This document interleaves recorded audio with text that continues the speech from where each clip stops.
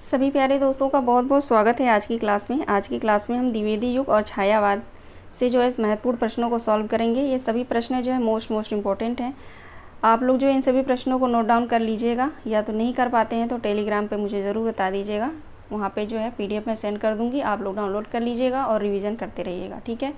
ये प्रश्न जितना महत्वपूर्ण UGC नेट के विद्यार्थियों के लिए है, उतना ही महत्वपूर्ण अन्य विद्यार्थियों के लिए है जो TGT PGT की तैयारी कर रहे हैं या DSSS भी TGT PGT की तैयारी कर रहे हैं, ठीक है ना। तो ये सभी के लिए महत्वपूर्ण प्रश्न हैं। आप लोग जो है क्लास में बने रहिएगा, सभी प्रश्नों को आप लोग ज़रूर सॉल्व कर लीजिएगा, ठीक है, क्योंकि यूनिट 2 जो है सभी विद्यार्थियों के लिए मोस्ट इम्पॉर्टेंट है, ठीक है। चलिए क्लास शुरू करते हैं। देखते हैं आज का पहला प्रश्न। पहला प्रश्न है, आचार्य रामचंद्र शुक्ल के अनुसार महावीर प्रसाद द्विवेदी की रचनाएँ हैं। आप सभी को बताना है इनमें से जो है कौन सी रचना आचार्य महावीर प्रसाद द्विवेदी की है।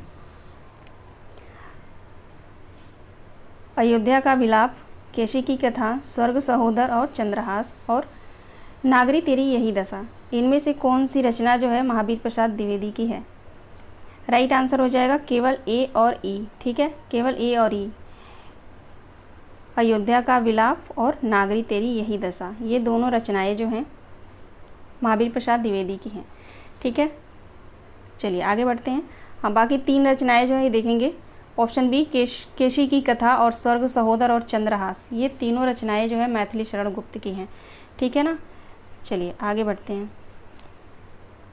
क्वेश्चन नंबर दूसरा देखेंगे। महावीर प्रसाद द्विवेदी की कविताओं का संग्रह है।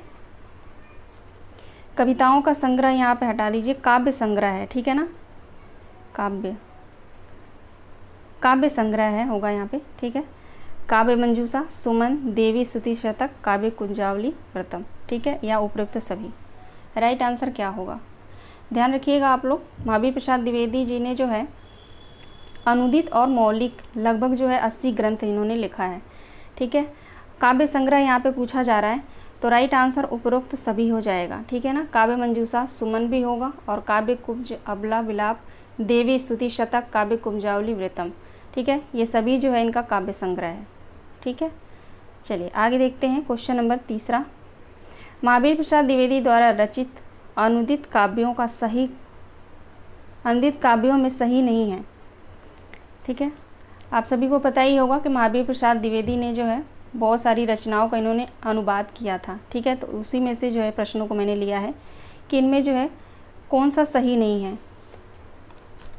बिहार वाटिका जयदेव के गीत गोविंद का संक्षिप्त अनुवाद है। स्नेहमाला भर्तृहरि के श्रृंगार शतक का दोहों में अनुवाद है।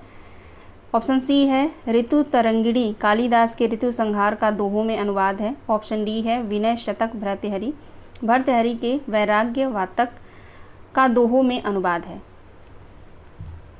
राइट आंसर क्या होगा, वैराग्य वातक ने वैराग्य शतक होगा यहाँ पे, ठीक है, वैराग्य शतक। क्वेश्चन नंबर 3 का राइट आंसर क्या होगा, राइट आंसर ऑप्शन सी हो जाएगा, ठीक है, ऑप्शन सी राइट आंसर हो जाएगा। कालिदास के ऋतु संहार का दोहों में अनुवाद नहीं है, छाया अनुवाद है, ठीक है, छाया अनुवाद, ठीक है ना। तो ऑप्शन सी हमारा सही जवाब हो जाएगा। चलिए आगे बढ़ते हैं, अगला प्रश्न देखेंगे।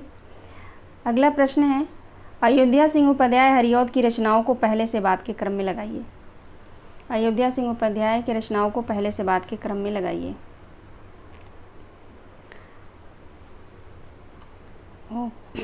चलिए कोई बात नहीं, प्रकाशन वर्ष जो है यहाँ पे लिखा हुआ है ना, इसको हटाना मैं भूल गई, कोई बात नहीं। राइट आंसर आप लोग बता सकते हैं, राइट आंसर क्या होगा।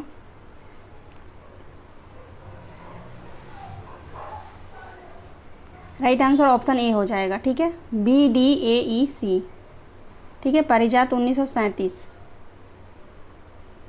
ठीक है ना। तो राइट आंसर BDAEC होगा, ठीक है ना। प्रकाशन वर्ष भी आप लोग ध्यान रखिएगा और सभी रचनाएं।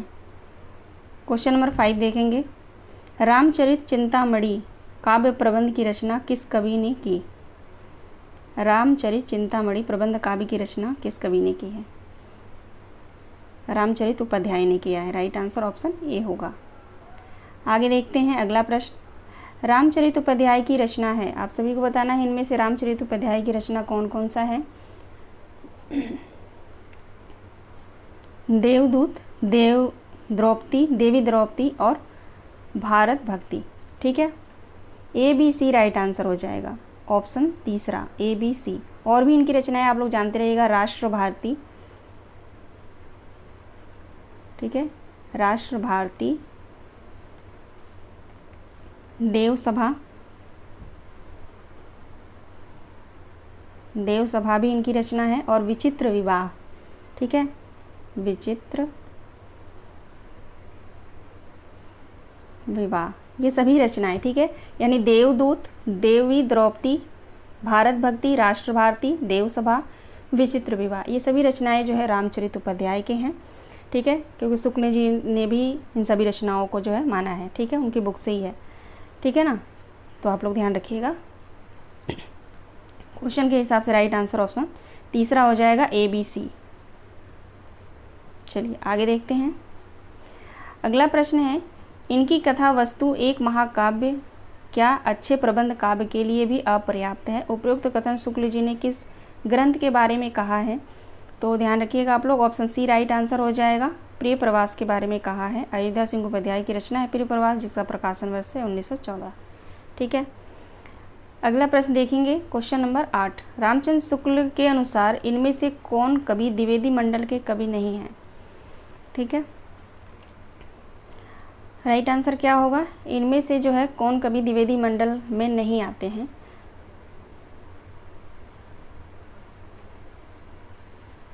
Question number 8। राय देवी प्रसादपुर, नाथूराम शर्मा शंकर, राम नरेश त्रिपाठी, ये तीनों लोग जो है द्विवेदी मंडल के बाहर के कवि हैं। आप लोग ध्यान रखिएगा। ठीक है, नाम से ऐसा लगता है कि द्विवेदी मंडल के कवि हैं, लेकिन ये द्विवेदी मंडल के बाहर के कवि हैं। ठीक है, लोचन प्रसाद और रामचरितोपाध्याय, ठीक है, ये दोनों लोग द्विवेदी मंडल के अंतर्गत आते हैं। ठीक है, तो कौन से कवि जो है द्विवेदी मंडल के नहीं हैं पूछा गया है। ठीक है, तो राइट आंसर हमारा ABC हो जाएगा, दूसरा ऑप्शन बिल्कुल सही होगा। ठीक है, ABC। क्वेश्चन नंबर 9 देखेंगे। घटना हो चाहे घटा, उठ नीचे से नित्य, आती है ऊपर सखी, हो कर चंद्रादित्य, उपरोक्त पंक्ति किस रचना से ली गई है?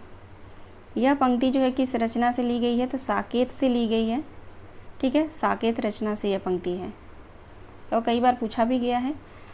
ठीक है, अगला प्रश्न है, मैथिली शरण गुप्त के संदर्भ में शुक्ल जी की कही गई बातों में से असंगत बताइए। ठीक है, प्रश्न है हमारा यहाँ पे, मैथिली शरण गुप्त के संदर्भ में जो यहाँ पे कथन दिए गए हैं शुक्ल जी द्वारा, ठीक है, इनमें से कौन सा असंगत है ये बताना है। चलिए ऑप्शन देखते हैं। गुप्त जी की ओर पहल हिंदी प्रेमियों का सबसे अधिक ध्यान खींचने वाली उनकी भारत भारती निकली।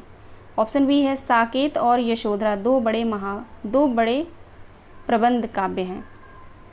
ऑप्शन सी है, मैथिली शरण गुप्त के छोटे काव्यों का प्रसंग योजना भी प्रभावशाली और भाषा भी बहुत साफ सुथरी है।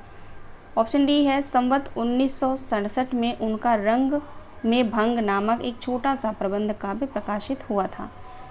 असंगत पूछा जा रहा है। ठीक है, ध्यान रखेंगे, असंगत पूछा जा रहा है, तो यहाँ पे राइट आंसर ऑप्शन डी हो जाएगा।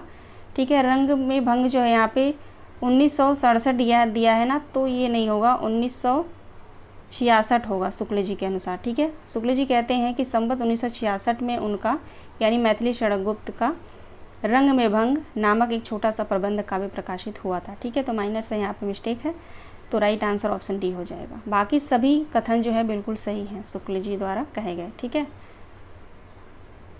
आगे देखते हैं। अगला प्रश्न है, राय देवी प्रसादपुर के संबंध में सत्य कथन बताइए। ये भी शुक्ल के अनुसार ही है। ठीक है, राय देवी प्रसादपुर के संबंध में सत्य कथन बताना है। Question number 11। चलिए देखते हैं। ऑप्शन ए, ये ब्रज भाषा काव्य परंपरा के बहुत ही प्रौढ़ कवि थे, बिल्कुल सही है। ऑप्शन डी है, इन्होंने रसिक समाज नाम की एक पत्रिका निकाली थी, ये गलत है। ठीक है, ऑप्शन सी देखेंगे, उपनिषद और वेदांत में जो है उनकी अच्छी गति थी। ठीक है, ये भी सही है। ऑप्शन डी देखेंगे, इनकी रचना वसंत वियोग बहुत बड़ी कविता है, ये भी सही है। ऑप्शन डी देखेंगे, अमलतास इनकी रचना नहीं है, ये गलत हो जाएगा। ठीक है, right answer A C D हो जाएगा, ए सी डी, ए सी डी बिल्कुल सही जवाब है। ठीक है, अब देख लेते हैं, अमलतास इनकी रचना नहीं है, इनकी रचना है, यहाँ पे नहीं है इसलिए ऑप्शन गलत हो गया। और जो यहाँ पे देखेंगे ऑप्शन बी, इन्होंने रसिक समाज नामक एक पत्रिका निकाली, रसिक समाज नहीं, रसिक वाटिका। ठीक है, रसिक वाटिका, रसिक वाटिका जो इन्होंने पत्रिका निकाला था। ठीक है, तो इसलिए ये दोनों ऑप्शन गलत है, right answer A C D होगा। आगे चलते हैं, अगला प्रश्न है, निम्नलिखित में से कौन सी पुस्तक गया प्रसाद शुक्ल स्नेही का नहीं है।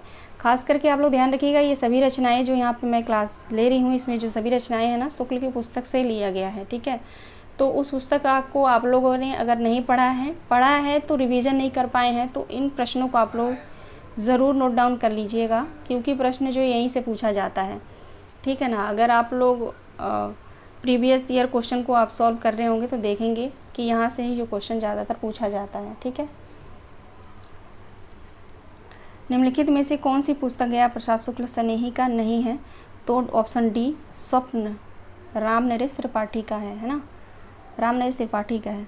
बाकी प्रेम पचीसी, कुसुमांजलि, कृषक क्रंदन, ये तीनों रचनाएं जो हैं गया प्रसाद शुक्ल स्नेही के हैं। आगे चलते हैं, अगला प्रश्न है, निम्नलिखित रचनाओं को सुमेलित कीजिए। इन रचनाओं को सुमेलित करना है। चलिए देखते हैं, द्वारका प्रसाद मिश्र का हो जाएगा कृष्णायन। ठीक है, कृष्णायन से आप लोग द्वारका प्रसाद ऐसे मैच करके याद रखिएगा।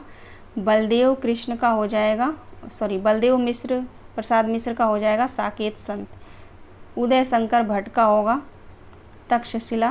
प्रताप नारायण पुरोहित का हो जाएगा नल नरेश। ठीक है ना, तो 2 1 4 3, 2 1 4 3 राइट आंसर ऑप्शन बी हो जाएगा, 2 1 4 3। ये सभी मोस्ट इम्पॉर्टेंट है। ठीक है, मोस्ट इम्पॉर्टेंट प्रश्न है।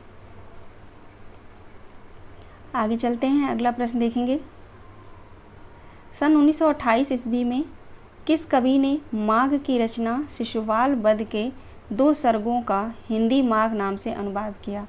यानी प्रश्न है, सन 1928 में किस कवि ने माघ की जो रचना है शिशुपाल वधम, इसका जो है 2 सर्ग, ठीक है, 2 सर्गों का हिंदी माघ नाम से अनुवाद किया था। किसने किया था? गिरधर शर्मा ने, लाला भगवान दीन ने, रामदेवी प्रसाद पूर्ण ने, लोचन प्रसाद पांडे ने। जो विद्यार्थी बिल्कुल गहराई से पढ़ते हैं वो इन प्रश्नों का जो है कीमत ज़रूर जानेंगे।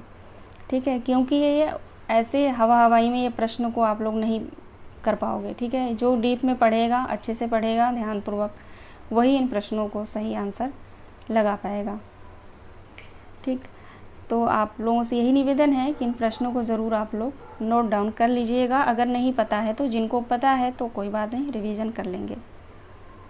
क्वेश्चन नंबर 14 का राइट आंसर क्या होगा? गिरधर शर्मा ने। ठीक है, गिरधर शर्मा ने जो है माघ कवि की रचना जो शिशुपाल वधम है उसके 2 सर्गों का इन्होंने अनुवाद किया था हिंदी माघ नाम से। ठीक है ना, चलिए आगे देखते हैं। नायिका भेद वर्णन के विरोधी कवि कौन है? नायिका भेद वर्णन के विरोधी कवि कौन माने जाते हैं? मैथिली रंगगुप्त, आचार्य महावीर प्रसाद द्विवेदी, अयोध्या सिंह उपाध्याय, हरिओ, जगन्नाथ दास रत्नाकर। तो नायिका भेद वर्णन के विरोधी कवि आप लोग को पता ही होगा, महावीर प्रसाद द्विवेदी हैं, है ना। मौसम ख़राब होने के कारण इतना कोल्ड हो गया है, समझ जाइए, क्या ही बताऊँ मैं।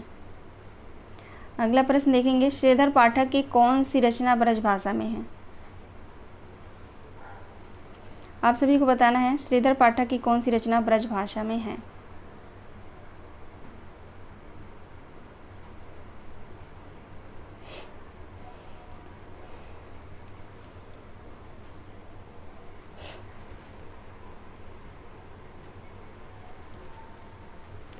ब्रज भाषा में है तो उजड़ ग्राम होगा ब्रज भाषा में। ठीक है, ऑप्शन ए।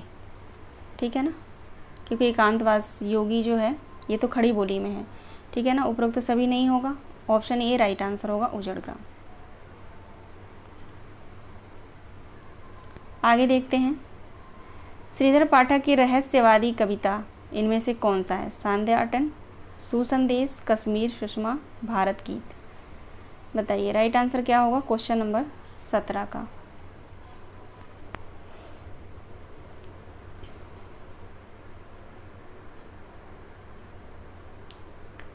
रहस्यवादी कविता है सुसंदेश, ठीक है, सुसंदेश इसका राइट आंसर होगा, ठीक है ना। चलिए आगे बढ़ते हैं। अगला प्रश्न है अयोध्या सिंहोपाध्याय हरिऔध की प्रथम रचना कौन सा है। अयोध्या सिंहोपाध्याय की प्रथम रचना कौन सा है। क्वेश्चन नंबर 18 का राइट आंसर हो जाएगा कृष्ण शतक, ठीक है, कृष्ण शतक। अगला प्रश्न है अयोध्या सिंहोपाध्याय हरिऔध जी ने अपने किस ग्रंथ में नायिका भेद के अंतर्गत देश प्रेमिका, लोक प्रेमिका, जाति प्रेमिका, परिवार प्रेमिका की आदर्श कल्पना की है। कृष्ण शतक में, वैदेही वनवास में, प्रिय प्रवास में या रस कलश में, ठीक है। राइट आंसर बताइए आप लोग। राइट आंसर हो जाएगा इसका रस कलश में। रस कलश में जो है हरिऔध जी ने देश प्रेमिका, लोक प्रेमिका, जाति प्रेमिका, परिवार प्रेमिका की आदर्श कल्पना की है। ये इस बात को आप लोग ध्यान रखिएगा। ऑप्शन डी राइट आंसर होगा। क्वेश्चन नंबर 20 देखेंगे। अयोध्या सिंहोपाध्याय हरिऔध कृत वैदेही वनवास है प्रबंध काव्य, गीति काव्य, चंपू काव्य, मुक्तक काव्य। मुक्तक काव्य तो बिल्कुल नहीं है, यह एक जो है प्रबंध काव्य है वैदेही वनवास। राइट आंसर ऑप्शन ए होगा। आगे देखते हैं अगला प्रश्न। निम्नलिखित को सुमेलित कीजिए। सूची 1 को सूची 2 से सुमेलित करना है। जगत सच्चाई सार, जगत सच्चाई सार किसका है तो श्रीधर पाठक का होगा। और बालचर, बालचर जो रचना है हरिऔध का है। बालचर हरिऔध जी की रचना है, ठीक है ना, कंफ्यूज नहीं होना है, बहुत कम पूछा जाता है ये, लेकिन ये रचना जो है हरिऔध सिंहोपाध्याय हरिऔध की, अयोध्या सिंहोपाध्याय हरिऔध की है, ठीक है। द्वापर मैथिली शरण गुप्त का हो जाएगा और पथिक राम नरेश त्रिपाठी का होगा। 3-1-5-2, 3-1-5-2 राइट आंसर हो जाएगा ऑप्शन डी। आगे देखते हैं अगला प्रश्न। अगला प्रश्न है प्रकाशन काल की दृष्टि से सही अनुक्रम क्या होगा। प्रकाशन काल की दृष्टि से सही अनुक्रम क्या होगा।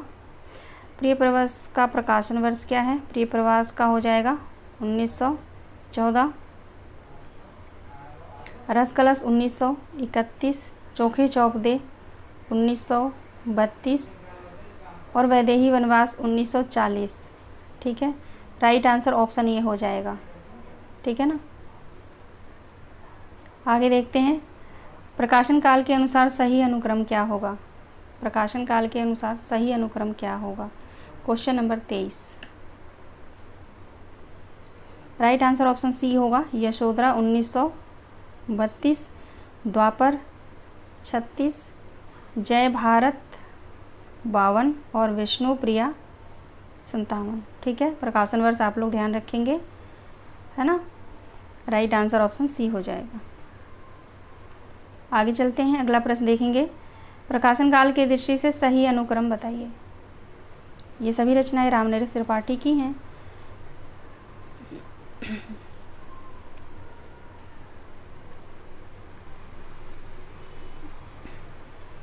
राइट आंसर क्या होगा क्वेश्चन नंबर 24 का।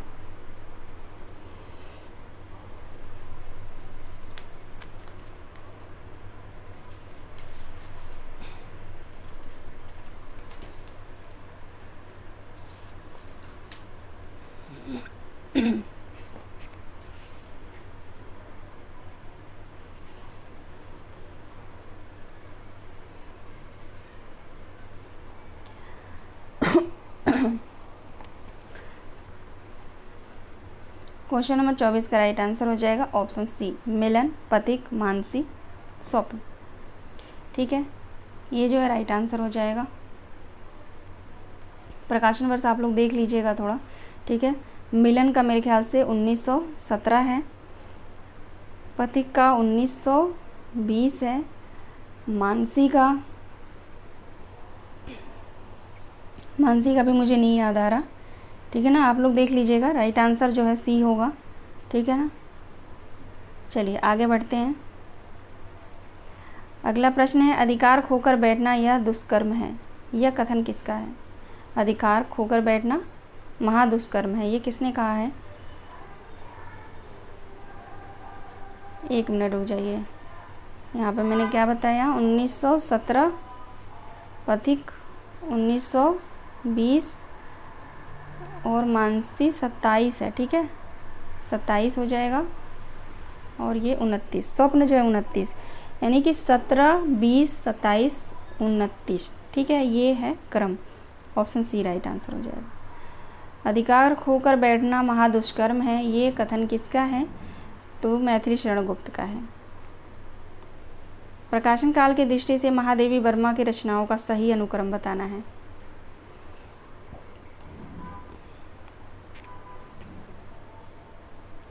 निहार कब का है इनका, 1930 और रश्मि 32, नीरजा 35, सांध्य गीत 36, है ना। राइट आंसर हो जाएगा ऑप्शन सी। यहाँ से प्रश्न रिपीट ज़रूर होगा, आप लोग पक्का देख लीजिएगा, इसलिए प्रकाशन वर्ष आप लोग ध्यान रखेंगे। 27, क्वेश्चन नंबर 27, महादेवी वर्मा की कौन सी रचना जो है बौद्ध दर्शन से प्रभावित है। इनमें से कौन सी रचना जो है बौद्ध धर्म से प्रभावित है। ऑप्शन डी रश्मि। अगला प्रश्न देखेंगे, निराला की रचना तुम और मैं कविता है ये, ठीक है, तुम और मैं निराला की कविता है। इसमें जो है प्रेम संबंधी गीत है, निर्गुण विचारधारा का प्रभाव है, या शोषित वर्ग की कटु आलोचना की गई है, या सर्वहारा वर्ग के प्रति सहानुभूति है। राइट आंसर क्या होगा क्वेश्चन नंबर 28 का, तो इसमें जो है निर्गुण विचारधारा का प्रभाव मिलता है, ठीक है। तुम और मैं जो कविता है सूर्यकांत त्रिपाठी निराला का, इसमें निर्गुण विचारधारा का प्रभाव मिलता है। पूछा जा सकता है कि निराला के किस कविता में जो है निर्गुण विचारधारा का प्रभाव मिलता है, तो आप लोग ध्यान रखिएगा, ठीक है ना। आगे देखते हैं, प्रकाशन काल की दृष्टि से सही अनुक्रम क्या होगा। प्रकाशन काल की दृष्टि से सही अनुक्रम क्या होगा, तो ऑप्शन डी राइट होगा, बीड़ा, पल्लव, गुंजन, ग्राम्या, रजत शिखर। इन सब का प्रकाशन वर्ष आप लोग कमेंट करके बताइएगा, ठीक है। अगला प्रश्न देखेंगे, हिंदी में नवचेतनावाद का प्रचारक कौन है। नवचेतनावाद के प्रचारक कौन माने जाते हैं हिंदी साहित्य में। सुमित्रानंदन पंत, ठीक, सुमित्रानंदन पंत सही जवाब है। क्वेश्चन नंबर 31 देखेंगे, प्रसाद की किस कृति में यज्ञ की क्रूरता यानी हिंसा को नंदनीय और घृणित बताते हुए मनुष्य का वास्तविक धर्म मानवता बताया गया है। करुणालय में, कानन कुसुम, चित्राधार, लहर। आप सभी को भली बात परिचित है इन सभी रचनाओं से, ठीक है। जो यूजीसी नेट के विद्यार्थी हैं उन सभी के लिए जो है ये क्वेश्चन जो है हलवा है, कुछ क्वेश्चन इसमें जो है बिल्कुल हलवा है, उनको बहुत अच्छे से पता है, ठीक है ना। तो ये कथन जो है किस रचना से है, क्वेश्चन नंबर 31 करुणालय। आगे बढ़ते हैं, क्वेश्चन नंबर 32 देखेंगे, जयशंकर प्रसाद की रचनाओं के प्रकाशन काल का सही अनुक्रम क्या होगा। सही अनुक्रम क्या होगा। झरना कब का है, 1918, आंसू 25, लहर 33, कामायनी 35, ठीक है। कहीं कहीं 36 भी आपको कामायनी मिलेगा, लेकिन सर्वमान्य रूप से जो है 35 ही माना गया है, आयोग ने भी 35 ही माना है, 1935, ठीक है ना। तो ऑप्शन ए राइट आंसर हो जाएगा। आगे बढ़ते हैं, अगला प्रश्न देखेंगे, कामायनी के किन सर्गों में पूंजीवादी सभ्यता और वर्ग संघर्ष का संकेत मिलता है। ईर्ष्या और कर्म, इड़ा और लज्जा, स्वप्न और संघर्ष, चिंता और आशा। कामायनी में कितने सर्ग हैं, 15 सर्ग हैं, ठीक है। आप सभी को बताना है कामायनी के किन सर्गों में पूंजीवादी सभ्यता और वर्ग संघर्ष का संकेत मिलता है। ऑप्शन सी राइट आंसर होगा, स्वप्न और संघर्ष। अगला प्रश्न है, लहर में संकलित सबसे लंबी कविता कौन सी है। लहर में कितनी कविताएं संकलित हैं, तो 4, ठीक है, 4 लंबी कविताएं संकलित हैं, लेकिन सबसे लंबी कविता कौन सी है इनमें से ये बताना है, ठीक है। क्वेश्चन नंबर 34, प्रलय की छाया, ऑप्शन डी। आगे देखेंगे, प्रसाद कृत प्रलय की छाया की विषय वस्तु के केंद्र में है महाराणा प्रताप का पराभव, पद्मिनी का अग्निदाह, रानी कमलावती का मानसिक द्वंद्व या जल प्रलय। यूनिट 2 को आप लोग अच्छे से तैयार कर लीजिएगा, क्योंकि यूनिट 2 से जो है मैंने पहले ही बताया था 21, 22, 25, 30, 31, ठीक है। इस बार तो 31 प्रश्न, इतने प्रश्न जो है हर बार आता है, ठीक है ना। यानी 25 से 30 मान लीजिए, अगर हम बीच की बात करें तो 25 से 30 क्वेश्चन, ठीक है, क्वेश्चन आप लोग मान के चलिए, इतना आता है यूनिट सेकेंड से, ठीक है ना, यूनिट सेकेंड से। तो यूनिट सेकेंड को जो है आप लोग अच्छे से पढ़ लीजिएगा, हिंदी साहित्य का इतिहास ग्रंथ खास करके। अभी तो मैं अभी छायावाद, प्रगतिवाद, भारतेंदु युग, द्विवेदी युग, इन सब से क्वेश्चन करा रही हूँ। इन सब से कम ही प्रश्न आते हैं, लेकिन आते हैं तो बिल्कुल प्रमाणित तथ्यों पर आधारित आते हैं, और वही मैं करा रही हूँ, ठीक है ना।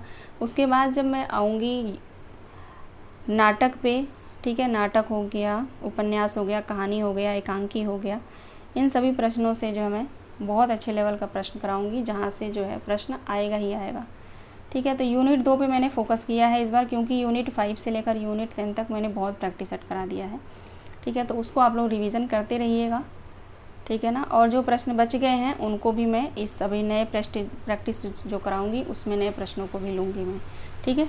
और उन प्रश्नों को भी रिवीजन करना है, क्योंकि आएगा तो वही तथ्य पर आधारित सभी प्रश्न हैं, कोई और नया क्या बनाएगा, ठीक है। क्वेश्चन नंबर 35 का राइट आंसर बताएंगे आप लोग। तो इसका राइट आंसर हो जाएगा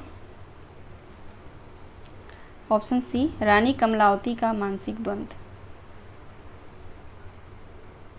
क्वेश्चन नंबर 36 देखेंगे, किस समीक्षक ने छायावाद को तत्कालीन काव्य की संपूर्ण विशेषताओं की व्यंजना में असमर्थ समझकर उसे स्थान पर स्वच्छंदतावाद शब्द का प्रयोग अधिक सार्थक माना? नामवर सिंह ने, रामकुमार वर्मा ने, बच्चन सिंह ने, वासुदेव सिंह ने। किस आलोचक ने छायावाद को तत्कालीन काव्य की संपूर्ण विशेषताओं की व्यंजना में असमर्थ समझकर उसके स्थान पर क्या माना? स्वच्छंदतावाद शब्द का प्रयोग जो है अधिक सार्थक माना है। किसने माना? ऐसा कौन कर सकता है?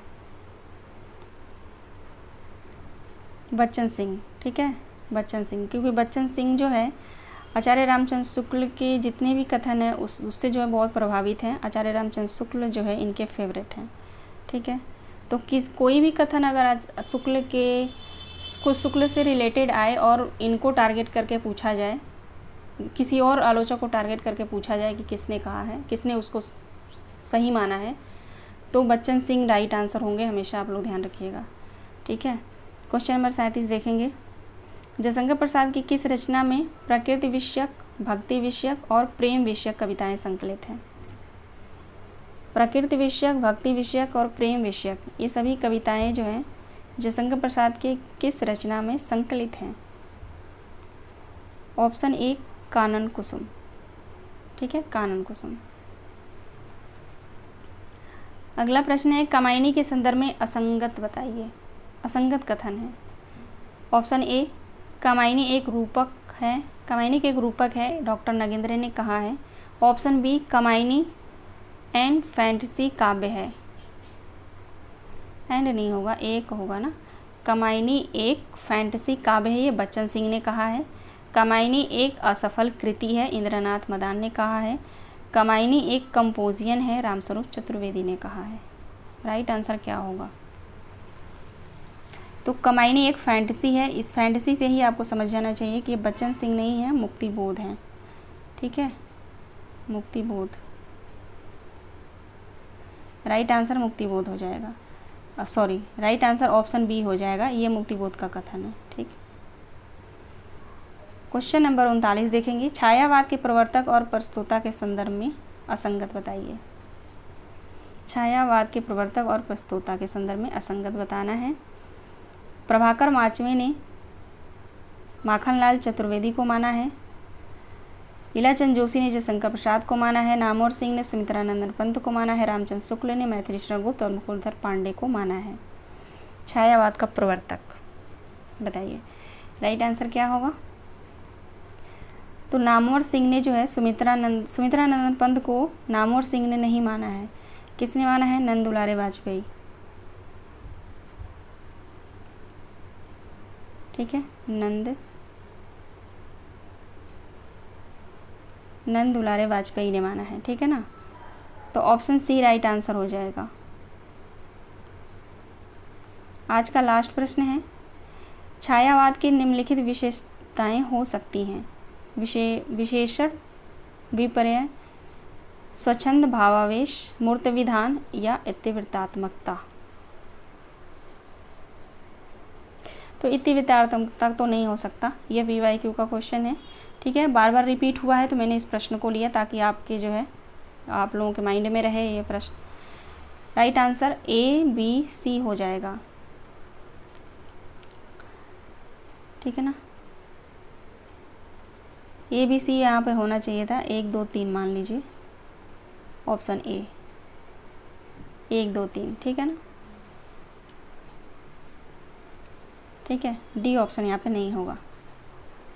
ठीक है, टोटल जो है 40 प्रश्न थे और कल की क्लास में जो है मैं प्रगतिवाद और प्रयोगवाद से संबंधित प्रश्नों को सॉल्व कराऊंगी। ठीक है ना, तो आप सभी अपना ध्यान रखिएगा और पढ़ते रहिएगा, तैयारी करते रहिएगा। जो भी क्वेरी हो आप लोग कमेंट के माध्यम से मुझे टेलीग्राम चैनल पे ज़रूर बता दीजिएगा। और कविता से जो है रजनी ने बोला था, स्टूडेंट हैं जो बराबर मेरी वीडियो देखती हैं,